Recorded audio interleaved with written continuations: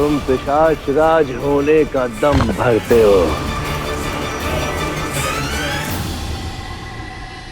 किंतु 3 रात्रियों से तुम एक बालिका से परास्त होकर लौट रहे हो।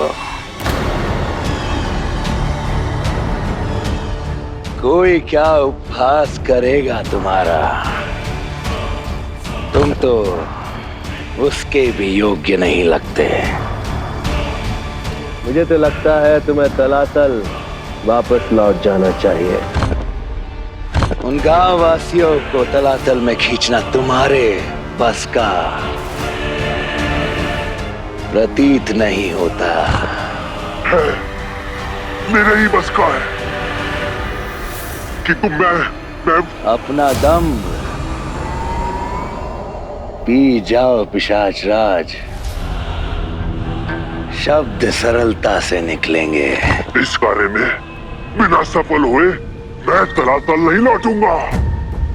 बस कुछ सुधार चाहिए। नहीं, तुम्हें संभवतः तलातल लौट ही जाना चाहिए।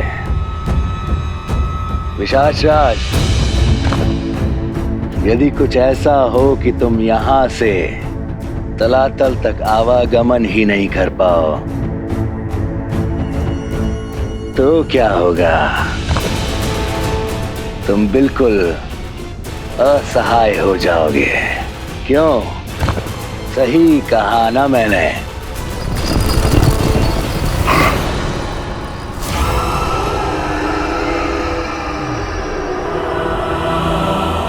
तुम्हारी समस्त योजनाएं इन पत्थरों के ढेर की तरह गिर जाएगी। कितने श्रम से एक एक करके ये ढेर बनाया था, एक ही झटके में नष्ट हो गया। समझ गया, समझ गया। क्या कहना चाह रहे हो? समझ गया। अब मेरा वार भी ऐसा ही होगा। एक ही झटके में पिछली 3 रात्रियों के उस कन्या के समस्त प्रयास विफल हो जाएंगे।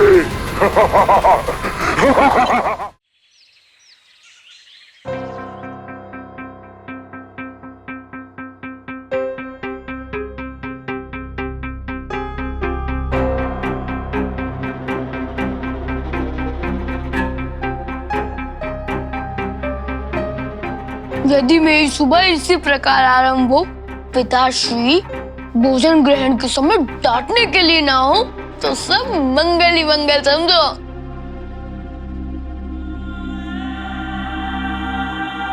किंतु हमारे माता पिता हैं कहाँ?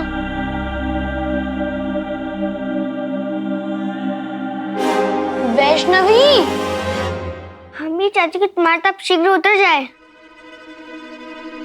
वो तो कल शाम ही उतर गया। मैं तो ये पूछ रहा था कि हमारे माता पिता कहाँ हैं? तुम्हें ज्ञात है?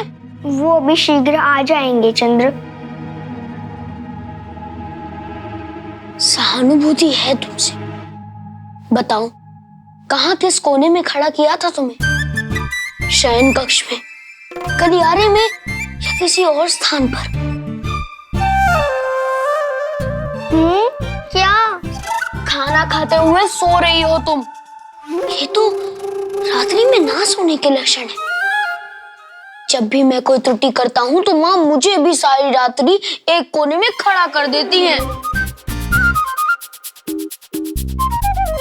तुमसे सहानुभूति है मुझे, किंतु क्या करें? राजकुमार और राजकुमारी का जीवन कठिन है। बताओ, मुझे बताओ, तुम्हारे साथ क्या हुआ? थोड़ा थोड़ा सही कहा तुमने। हम सारी रात सोए नहीं, किंतु कोई डर नहीं मिला हमें। अच्छा, तो और बताओ। हमारी अनुपस्थिति में क्या गुपचुप बातें हो रही हैं भाई बहन के बीच? एक गुप्त बात बताएं। पिछली रात्रि हम और राजन तुम्हारे कक्ष में गए थे, किंतु तुम अपने समय से पूर्व ही सो गई थी। हम तो गांव में कथा सुना रहे थे, तो माँ ने किसको देखा? इसलिए हमने तुम्हें जगाना उचित नहीं समझा। वैष्णवी तो कह रही थी कि वो रात्रि भर सोई नहीं। और रानी माँ तो कह रही है कि वो गहरी निंद्रा में थी। इससे पहले कि मैं अपना रहस्य सुलझाऊं, कि चंद्र हमारा भेद न खोल दे।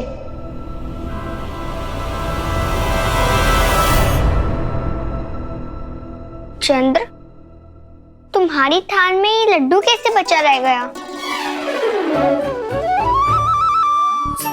हाँ, महारानी कहीं ऐसा तो नहीं कि आज सूर्योदय पश्चिम से हुआ है, क्योंकि चंद्र की थाल में लड्डू बच जाए ये तो संभव नहीं।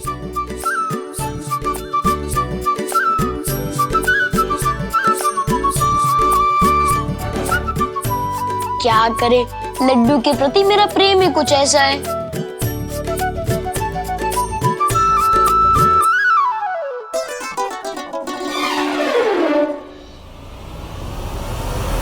ये क्या कर रही हैं आप कदिका? लड्डू खिला खिलाकर क्या हमारे पुत्र को लड्डू के बाती बना देंगी आप?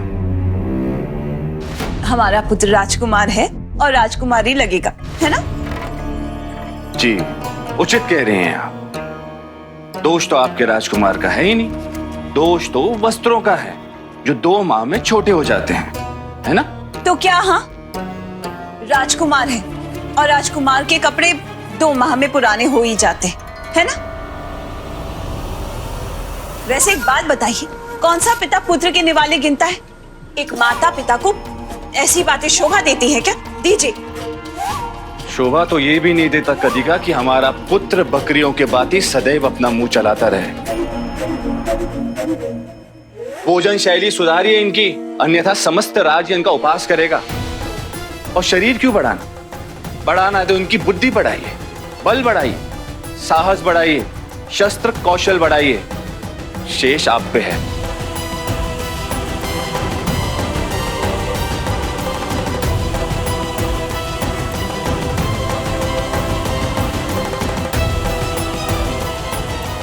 आज का दिन ही हम बच्चों के लिए अशुभ है। अभी मैं गया और प्रातःकाल वैष्णवी।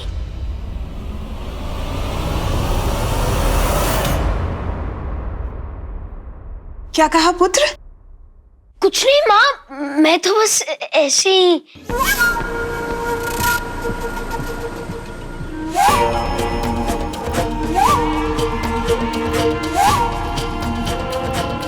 पुत्र, तुम्हारे पिता चाहे जो भी कहे, तुम कोई भी बात जी पर मत लगाना।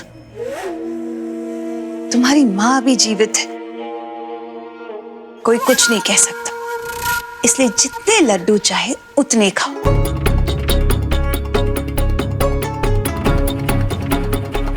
ऐसे एक बात बताओ, तुम कुछ कह रहे थे ना, वैष्णवी किसी परेशानी में पड़ गई?